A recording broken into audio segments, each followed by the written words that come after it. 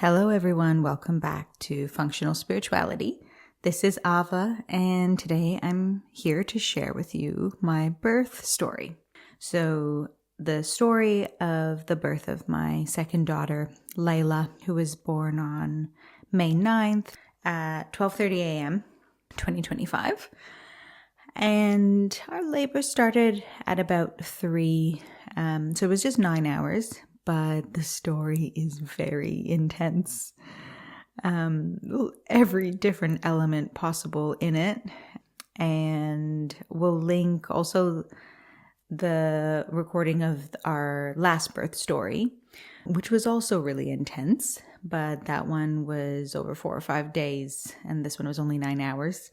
So yeah, a warning that although it's a beautiful story of childbirth, the story has graphic details within it around the topics of pain, sexuality, medical procedures, in ways that people might find to be traumatic. But I also want to share with you that the experience was absolutely amazing and I would do it again. And I don't feel traumatized by it, although there were extreme challenges and I've processed some of those.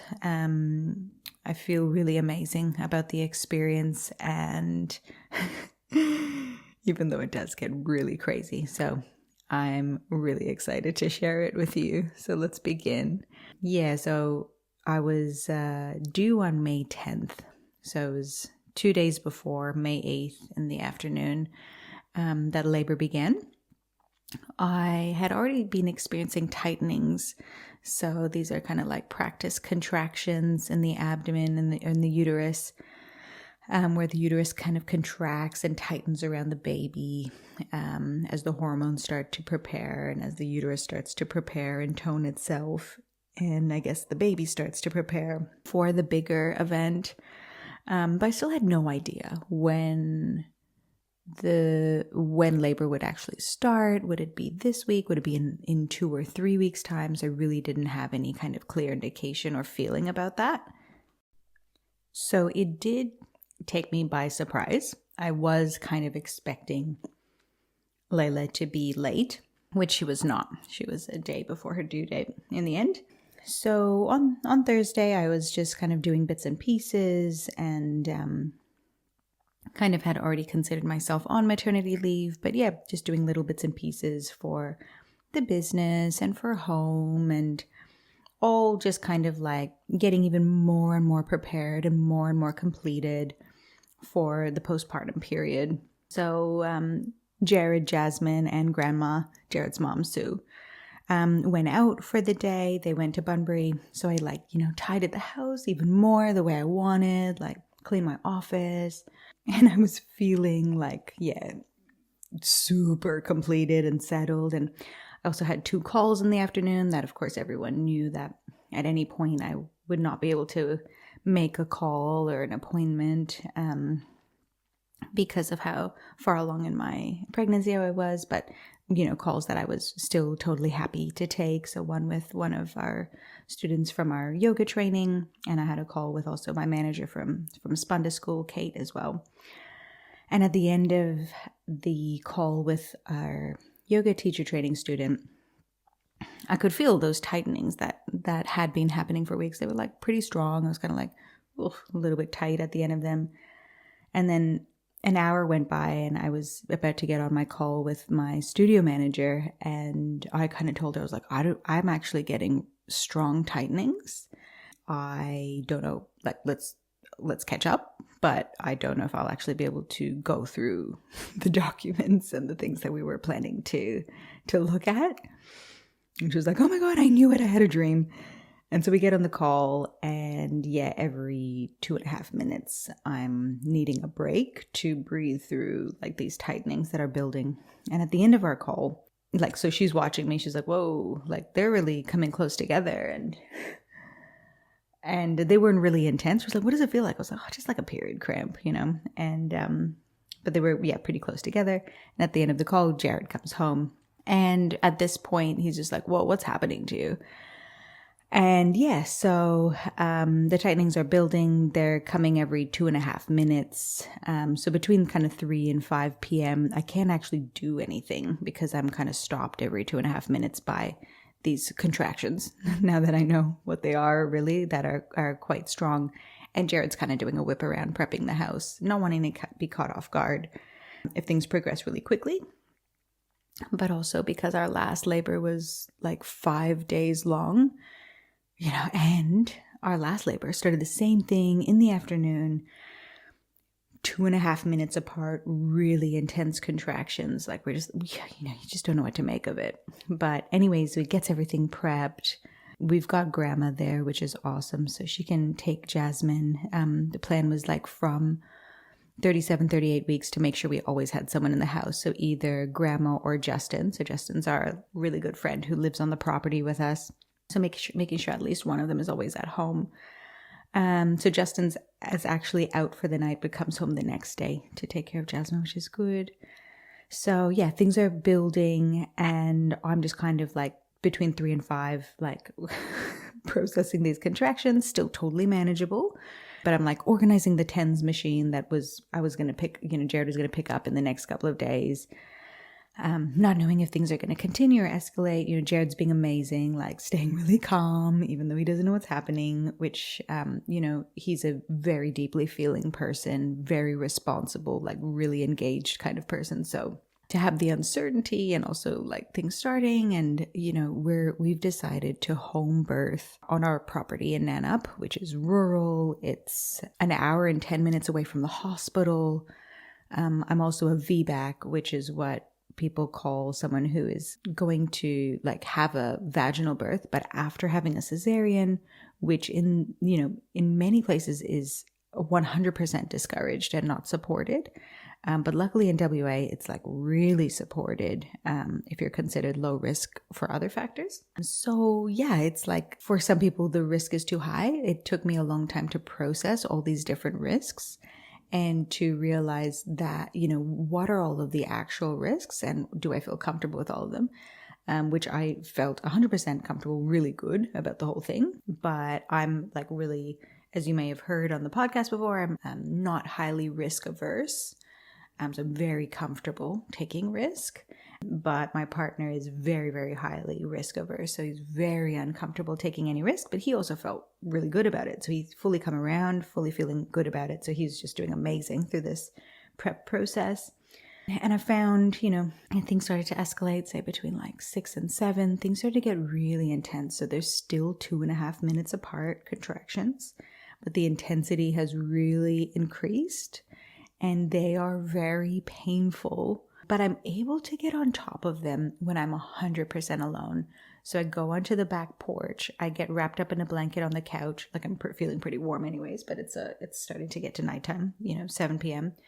And I get wrapped up and I just kind of like get on top of it and breathe. And I have to be 100% alone in order to do that. So Jared comes out, Sue comes out, Jasmine comes out. I'm not able to get on top of it, and it's unmanageable, but I'm able to manage it if I'm just 100% alone. And I fully knew that. I knew I needed completely my own space for this, in case it was going to be something that I really needed to manage. And it was the case. Things were painful. The referred pain from the uterus, kind of like going into my hips and down my legs, was really painful. Like adding to hip pain that I had already felt during my pregnancy, and very similar to my last labor as well. I had some hip like pain come up that then made the labor really, really hard and intense. But I'm able to get on top of it, like in a relaxed position, like found a position, laying on my side, all with my pillows, and just kind of breathing to it in the zone when they come up. Laying on the couch outside. At some point it gets too cold to be outside. So I'm like, all right, I'll go inside, have a shower. And of course, like every movement I take, the movement I take to like go into the shower, it increases it even more. So that movement kind of ramps it up. I'm in the shower. I'm like, kind of having the hot water on my back. When a contraction comes, I crumple to the floor on all fours, breathe through it, just kind of like rocking forward and backward through hands and knees on the floor. Contraction finishes. I stand up again into the shower and like kind of doing that for a little bit. And then Jared lets me know, look, everyone's out of the house. They've gone up to grandma's yurt. The house is all ours. So I go into my bedroom and I'm just like, it's of course ramping up even more. It's still like feeling kind of like it's on top of each other. So 1 minute every 2.5 minutes. For 1 minute every 2.5 minutes, there's like the surge of contraction. There's a peak that I really have to be like, oh, and breathe through. But the kind of, that passes, and then the rest of the time it feels okay. But yeah, it's pretty intense. And what I just found is like having Jared there or having the midwife there, there's this part of me that is reaching out outside of my body to like beg for help, do something, put something, like give me some pain relief. And I feel like if I was completely alone, like say no one was at home, I would actually be able to get on top of the pain a bit better because I wouldn't have that choice. Like, it's so psychological. There's this feeling of like, if I can beg for this enough, someone will help me, and everyone's available. Like they would be happy to put the TENS on me or hip squeezes or like whatever I needed. But actually what I just needed to do is like the only way is to like get into that zone. So, I kind of did that a little bit, but trust me, things are increasing. Like things are just getting ramped up. And so Jared's like, the midwife will be here at 8:20. And I'm just like begging for her to come and for her to help. And I have this thought in my mind. I'm like, right now, would I choose this that I'm going through or a C-section? And I'm just like, oh my God, if I was in the hospital, I would take a C-section. 100%. Like a C-section would be amazing right now. But yeah, continuing through. So she gets there at 8:20 p.m. Things are really ramping up. And, she's like being really nice, holding my hand. And she's got like these big squishy hands. I'm just like squeezing her big squishy hands. And there's just something about squeezing someone's hand. And yeah, like transferring that pressure and that focus a little bit off what's happening. That's really helpful. So I'm just like needing either her or Jared's hand to squeeze. And maybe at 9 p.m. she checks me and she's like, look, Ava, you're 8 centimeters dilated. Like, I'm so happy with how things are going. You're doing really well. You can get in the pool if you want. I'm like, give me the fucking pool. Like yelling and screaming in pain. And just that attitude, just that complaining attitude, I can feel there's a part of me that just wants to scream and complain and want help. And I can just feel that causing me pain. Like it's just so clear. Like it's not just some kind of belief or philosophy I have, like complaining makes pain. Like it was so clear that I could see myself desperately wanting to complain because if I make a fuss, if I complain, someone will help me. That's not what was happening. It was just making me feel pain. If I could just kind of like shut up and go inside, stop complaining, stop saying that it hurts. I just remembered something of when I was like going through the contractions in the pool, holding Jared's hands. And like, as they were ramping up, I was just repeating in my mind over and over. I was like, I love this. I love this. I love this. I love this. Like, and if I could do that, like, it's just instant pain relief. And if I'm saying this hurts, this hurts, this hurts, it's just absolutely unbearable. It's just crazy how in that scenario, when the intensity is so ramped up, how that perspective somehow it flips the switch from like manageable to completely unmanageable. So yeah, I feel like there's a lot of coaching that can happen there for someone who's experiencing a lot of pain and, really intense labor, fast, things are increasing and ramping up really fast around that very specific piece. Instead of like, just breathe and stuff. It's just like, coaching around like, you love this. This is good. Like this is, yeah. And we'll see as things go on how that piece comes in more and more.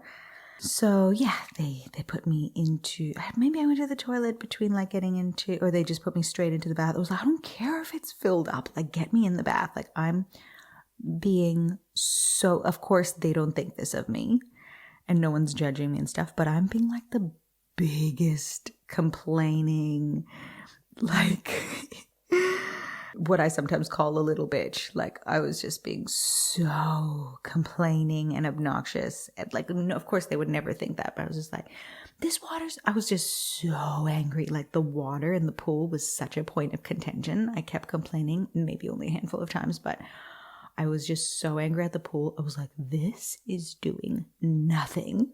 This is like lukewarm water. I was so upset. Like, all you hear from birth stories is like, oh, the moment I got in the water, it was bliss, this pain relief. And it was soothing. It was relaxing. It was better than not being in it. But I like a hot bath. I like a hot, relaxing bath. And, of course, they're not allowed to do that because you overheat the baby and cause stress and stuff like that. I'm like, I want a hot bath. I don't give a crap. I'll just get my knees into it. Give me something really hot. I need something. This is not cutting it. But yeah, I think for most people, the pool is supposed to be really good. And I was just swearing at the pool. Yeah, and just kind of feeling like I couldn't really get on top of it because it was so intense. And then I got this really bad cramp in one of my glutes. So it's anytime there's other pain happening in the legs and hips, and then a contraction comes, it's just that uterus refers this pain into those other painful areas and just kind of turns it up. And that's the experience that I've had in my last labor and this one. So that got really intense, feeling like I couldn't get on top of it. And there was a really hard part there where I just felt like there was a lot of pain. Even before, even when she said, oh, you're 8 centimeters, I was already in a pushing phase. So at the end of each contraction, I was grunting and pushing and felt like I was pushing out a poo as hard as I could already at 8 centimeters, doing that and then going to the pool. So at the end of every contraction, I was just pushing as hard as I could. But there was, eventually there was no poo yet. So it was just kind of pushing with this feeling of I was taking a poo, if every single time I'd taken a poop, wherever I was, I wouldn't have cared. I was just so wanting that feeling of pushing, and that was so aligned with what I needed. It was just just to feel like I was pushing. So that was this kind of great little part of it. So what happens next? The baby's coming down, definitely coming. I've already dilated. The midwife's look, I'm so happy for you to push because I can feel that your baby's just kind of one knuckle deep in the birth canal. And I'm just I'm pushing so hard. Even when I was on the bed and the midwife said, you're 8 centimeters dilated, which, last time I only got to 6 centimeters after 5 days. And when Jared heard I was 8 centimeters dilated, he was crying and so happy, oh my God, we're doing this. It's happening, so feeling so amazing about it. I was so pissed. I was 8 centimeters, it feels like the baby's it feels like it's about to come out. I'm pushing it out. What do you mean 8 centimeters? It's still up there. So when she was one knuckle deep, I was how is it not crowning? I'm pushing so hard. But yeah, eventually the baby gets down a bit lower and it's eventually I'm no, I don't want to put a finger there. But eventually I put a finger there and I'm oh, what's that squishy? And she's yeah, that's the top of your baby's head. So it's right there in my pelvic floor kind of thing, crowning, I guess, basically, or that top of the head is starting to come out. And that her being Leila just being at the entrance, it goes on for 45 minutes or so. I have to check my birth notes for exact timing. But yeah, the midwife was kind of look, she's been here at your, just waiting there at your perineum for a long time now. I can't remember. She said 45 minutes or an hour. And she was look, you need to change positions. Go for a walk or something. So we went to the toilet, which is obviously a big kind of process between contractions, walk over there and stuff. And that really got things moving on the toilet. I could feel with each contraction, I'm pushing at the end and I can feel that I'm definitely pushing her down. I'm well, then why is she not coming out? And this becomes a really interesting part in the journey. I get back into the pool and the midwife's look, she's still right there. And yeah, this is an interesting point that, I'm going to come back to. But so she's just you need to push harder, basically. And this is when something changes here and the midwife starts to recommend and encourage some coached pushing. So she's saying, if you push as hard as you can and hold your breath and bear down and push at the top and hold the baby there and actually try to push. So I started to do that and I could feel so I wasn't just pushing 100%, which it kind of felt like. I was pushing so much, pushing. as hard as I could, like making the noises, like I lost my voice from how much I was like growling and pushing. And each time she was like, yes, amazing. You're like, the baby's coming out more. And I could feel it. And this felt so amazing. Something fully kind of shifted in my hips. Like that cramp went away. Like she was like, yes, like look how, she said something like, you can see your hips are full, as in like my hips had fully separated. Jared was like, it was amazing to see like your hips were now like so much bigger, like a head bigger, because the baby's head was in there. And it just felt amazing. It felt orgasmic. Like that pain had gone. I'd like fully come back into my body. Like between contractions, I was like kind of like having a laugh, looking around, having a chat, and then like get back in another. I was excited for like the next contraction to come because I could feel the movement and the pushing and that like, you know, something happening and it moving together. And it also kind of felt orgasmic right at the top of that pushing. Like to really felt like I was embodying that contraction, and like, yeah, it felt like a little bit orgasmic as well. There's one push that felt like especially like sexual and like full and pleasureful, and that cramp in my hip was gone. And yeah, I don't know why all the pain went away, but yeah, it was pretty pain-free at that point. And I don't know, maybe 30 minutes later, the head popped out. So like say 5 or 6 pushes later, like, so each one I'd push, bear down, and squeeze as hard as I could. And like the head would just be like pushing out. I could feel it pushing out. I could feel that it hadn't quite popped out. I could definitely feel that the head was pushing through. And I'm kind of like hold it there a bit, and then like, oh, slurp, it would like absorb back into my body. And I'd be like, no, she went back inside. And they're like, that's okay, that's all right. And like, yeah, totally felt fine. I fully felt on top of it. Fully felt like I knew what I was doing. And then, yeah, at some point at like, yeah, just before 12:30, like her head pops out and I'm like, whoa, oh my gosh, like, oh, the head has popped out. Like, what a feeling. Like, so the head pops out and the head's just like out there. And I knew somehow, even though I fully wasn't facing the direction, but the second midwife had arrived and I knew somehow that she was videoing everything. And I had asked, I was like, video everything. I want to see the head. I want to see like everything being birthed. So I have this most amazing 3-minute video of like me pushing a head popping out, head there for like a couple of minutes, waiting for that, like everything super graphic, like as if it was like the most amazing birth videographer has taken this video. It was such a good video showing all of this stuff. So anyone who wants to come over, let me know if you want to see it. But yeah, it's like, oh, I just feel like I just feel so proud, and like I'm receiving an Academy Award for the video. It's just like it's such an awesome video of this head. So the head pops out, and it feels like at this point, it feels like I'm like, I just scream, like it's all in the video. I'm like, oh, like what are you doing? And it was like, I'm not doing anything. She's just moving around. And like, if I look in the video, you don't even see her moving around, but somehow the midwife knew that's what I was talking about. It felt like she was grabbing her head and like wriggling it, because Leila was just wriggling inside, like her head sticking out and she's wriggling inside, just arms and legs, just like, and I'm just like screaming like, get her out, like pull her out. I was like, I'm going to push her out. Like, what is she doing?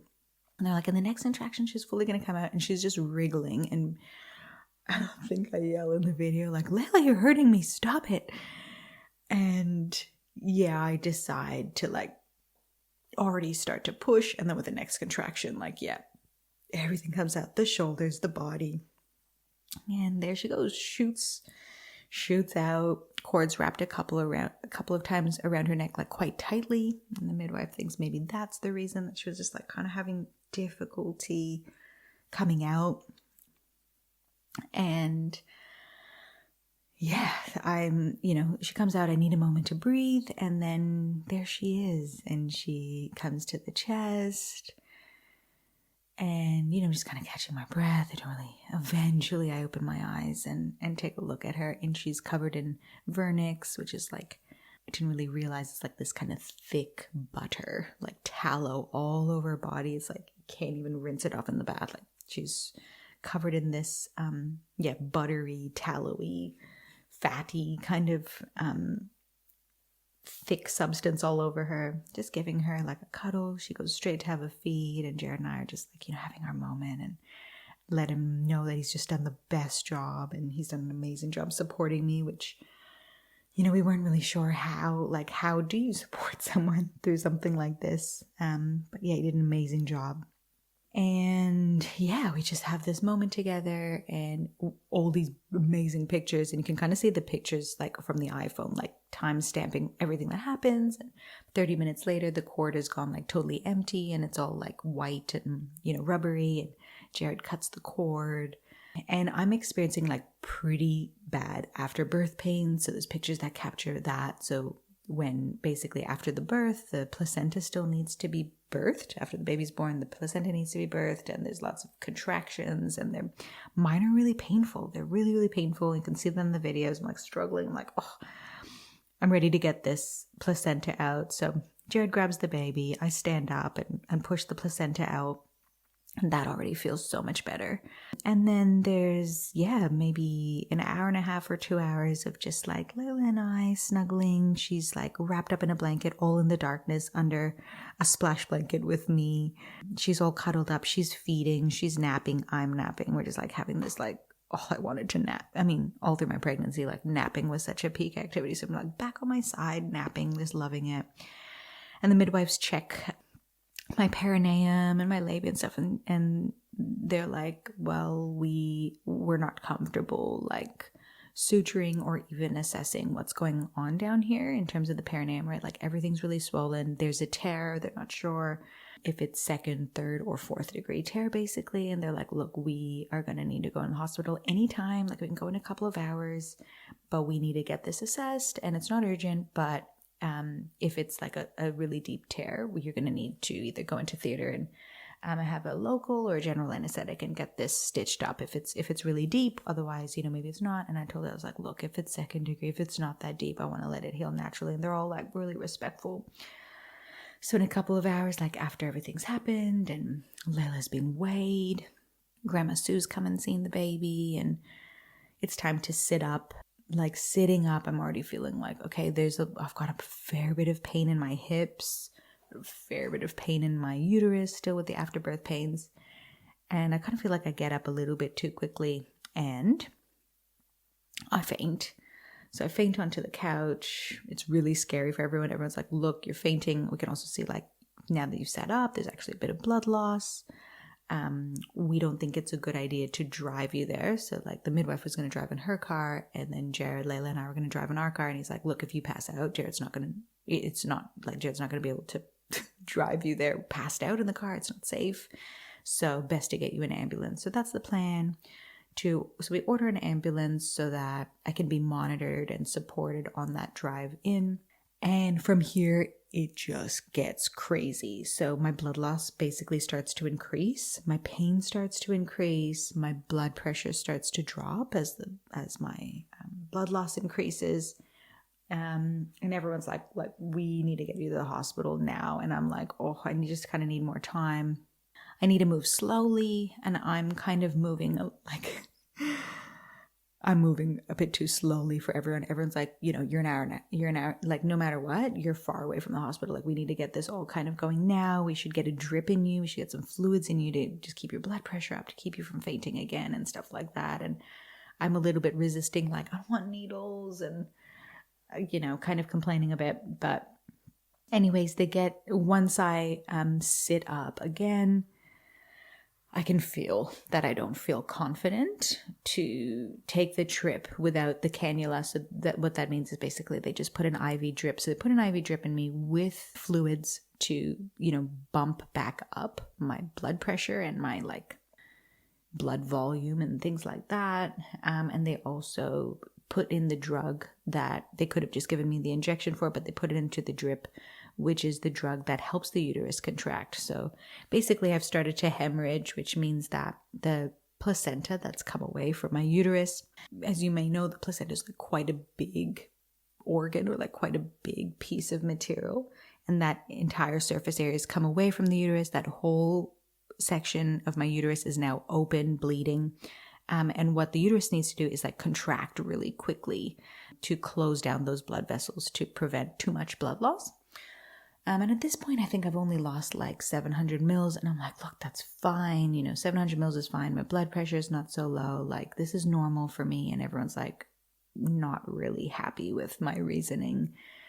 And I can feel that, Leila feeding is making the contractions, is making the blood gushes come. But basically, yeah, it starts to really go downhill. And I start to take the advice that, I need to get to the hospital really quickly, and I also need to quickly start to do anything that I can, if possible, to support the uterus to contract. So yeah, I was totally happy to take the Syntocin, or this drug that helps the uterus contract, which can help prevent hemorrhaging, but I was just like kind of resisting the needles and things like that. Anyway, so I get all of that. And it's like really hard for me to get into the ambulance. I get in the wheel, even getting in the wheelchair, it's all really hard because I'm in so much pain with my hips. And when I get into the ambulance and I put on the TENS machine, which is like this kind of pain relief machine that you can like put these pads on your back and it sends these electric impulses, which is like really supportive in labor and really supportive with the after birth pain. So put on the TENS machine and I just put it up on max. Like, you're only supposed to put it on when the contractions are there, but because the pain isn't only around the contractions, like I've got hip pain and all this other stuff going on, just put the TENS machine up on max and I have a nap. So I have a nap from my house to Bunbury Hospital, which was nice. But the thing is, I was just kind of like passed out on the stretcher, like sleeping, not actually passed out. And like I'm on a stretcher and it's completely like destroyed and traumatized my hips. So it's really pressed on my tailbone. And I'm just like, I wake up and I'm like, oh my God, what has happened to my tailbone? And I think, anyways, the stretcher is probably really uncomfortable, but like for an hour speeding on bumpy rural roads and stuff. But the fact that I had just given birth and my hips are already vulnerable, like they were already so loose, so open, so vulnerable, and I'm like bouncing on my tailbone. It was just, I get there and I'm just kind of like, I need to go under general right now. Like, I can't be assessed. I can't do anything. I can't be transferred. Like, I'm just like screaming in pain. So now it's getting like really difficult for everyone around me, especially Jared and like myself. It's really hard for me because I'm like in so much pain from this hip trauma, way more than the afterbirth pains and stuff like that. But of course, that's all like adding to it. The doctor sees me and it's just like, yeah, I'm just like, whatever you're doing, just get everybody in for that, whatever you want to do. Because, they want to go and assess the site, so like all around the perineum, and check out this tear. Then they want to also check out what the hemorrhaging is coming from. Is there like some retained placenta in there, or is like what's the hemorrhaging coming from? They want to do all of that. I'm like, do all of that when I'm under. Get me under now. Like, I can't be here. I was in so much pain. And I guess like at this point, this is where people would get an epidural or get some like morphine or pain relief. I was like, just put me under. So eventually they do that. And so if you remember back in the story where, I eventually give Leila to Jared after I fainted, but like before I fainted and stuff. So from that point until I come out of surgery, Leila's been asleep. She's just the biggest chiller. We had such a long feed and cuddle, and she sleeps from like 4 a.m. till 10 a.m. when I come out. She was sleeping with Jared, and then she slept in the car seat, and then she was back with Jared. Like, she's just sleeping the whole time, so chill and happy, and like woke up and had a big stretch and then came to me for a feed after I come out. Like, was so perfect. She's just, super big chiller. So that was great. Like, she has just had the softest, sweetest, healthiest, best entry into the world. I just, can't believe it. I felt so good about her. And I just knew I just needed to get into that operating room. So I go in there, and they kind of sort everything out. They realize that they assess and they realize that I've got a 4th degree tear. So it's like the biggest tear. 0.25% of women experience something that bad, which means that the tear has gone through the skin, it's gone through the muscle, it's gone through the perineum, it's gone through the anus, and then it's gone into the mucosa, so like into the lining of your rectum. So it's like 4 layers of stitches. then they realized that, yeah, the uterus hasn't really been contracting at the rate that they wanted. And then there's like a lot of blood that I've lost. So I lost about 1 liter, but then I'd also lost another, like almost another liter, about 0.8 liters inside my uterus, but it had clotted. So it wasn't kind of coming out of my cervix. It was kind of collecting there, and the uterus was like trying to contract. And it's like kind of fighting against it. So they went in there and kind of like cleaned out all of those clots and put something in there to help like an actual balloon in there that helps to compress against the walls to mechanically stop it from bleeding anymore, and also give something the uterus to contract against. And then they also find, the third thing is they find like there's a hematoma, so like a burst blood vessel or something on my labia that has kind of swollen up with blood. So they drained that and stitched that up. So they had a whole, couple of hours in theater doing all of that. And I come out of general, and yeah, everything has been healed. And I'm on heavy painkillers, which feels great. I've got a catheter in, so I don't even have to worry about like passing urine. And I'm reunited with Jared and Leila in like a beautiful big birthing suite instead of the ICU. So I should have been in the ICU because I had so much blood loss. I had to have 2 blood transfusions. So I should have been in ICU, but ICU was full. And for like, in this really rare instance, there was a birthing suite empty, and this big, beautiful birthing suite, like a bed for Jared, like heaps of room for the family to come visit, and like, yeah, this beautiful, nice big space. So we get reunited there, and it's obviously really hard. Like, I wasn't sure if Leila was like awake and hungry and needing me, so I was like feeling really tender about that. Jared wasn't sure what was going on with me, so he was feeling tender, but we come together and are reunited, and like the healing process starts. So I'm in hospital for a couple of days afterwards because, yeah, I am technically supposed to be in ICU, but I'm not. They're monitoring me really heavily. I'm on antibiotics because of the different kind of like open wounds that I've got that need to heal on painkillers. But yeah, feeling really good. I've got the drips, the monitoring, like all different kinds of medication to support me in that healing process. But yeah, pretty full on. Like experiences, like every single nurse that came in, they're like, whoa, this is pretty, like, they're like, you're really unfortunate, like, you poor thing. That was the kind of mood, is like, you're really unfortunate that this has happened to you. And yeah, as I kind of come out slowly, like, have to pass my first stools and have to take my first steps and stuff like that, things just kind of keep getting better and better, and like passing all my tests, and I get released. Now it's 4 days later. The first couple of days, I was slowly kind of realizing, okay, this is, I have experienced something really quite intense with the blood loss. Like, looking around and only seeing like half of people's faces, and, really blurred vision. And okay, I'm not able to really stand up very long, and kind of realizing, okay, I actually have to build my blood back slowly. But things are feeling good. Like, there was the first couple of days I felt really good. And then I had like a day when my milk came in, I was feeling a bit emotional. Like, how am I going to do this? How are we going to do this? I wasn't expecting this. And, I feel like it's not like I have to do anything when I'm at home, but I still feel like, how am I going to do this? And, I've got my businesses, and even though I don't have to do any work right now, still things are like operating under me. And what about when I have to go back to work? And like, will I be able to do my trips like on the timelines that I've planned? And yeah, I had a bit to process.